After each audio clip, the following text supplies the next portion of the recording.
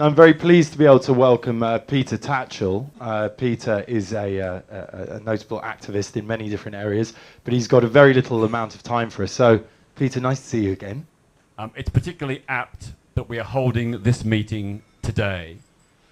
Today is Victory in Europe Day, when we celebrate the triumph over Nazism, when we celebrate the courage, tenacity, determination of millions of soldiers and civilians who fought to defeat fascism.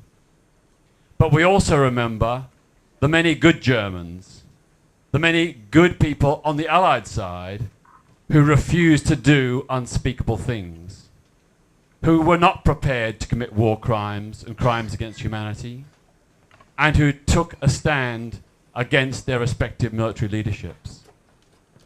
It's in that tradition that Bradley Manning stands, the tradition of the good soldier who refused to go along with war crimes and crimes against humanity, who took a stand in defense of international law and human rights.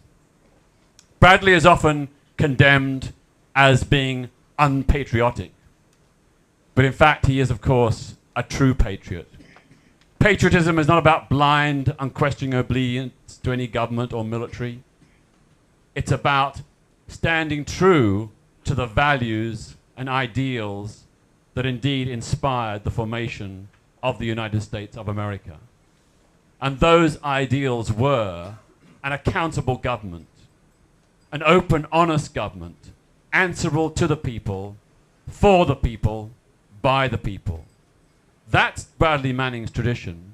That's where he stands, a true patriot who has decided to stand by the international laws of war, to stand by the US Constitution, to stand by the US military manual, which prohibits war crimes and crimes against humanity. So let no one make the charge of unpatriotism towards Bradley Manning. He is a patriot not only, of course, to the values, the founding ideals of the United States, but the values and ideals of international humanitarian law.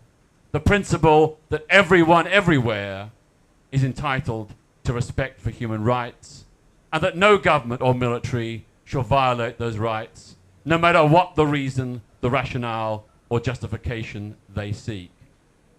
Bradley Manning is a hero to me, to you, and to millions of people around the world. The good soldier who took a stand against unjust laws and unjust orders, who decided to blow the whistle on terrible things that were being done in the name of the American people, who decided to tell the truth, to let the truth be known about war crimes and crimes against humanity. No one of good conscience can gainsay, can naysay what he did and said. He acted truthfully, honestly, motivated by idealism, altruism, humanitarianism, noble universal values, which if only more soldiers followed, we would have far fewer human rights abuses on the battlefield.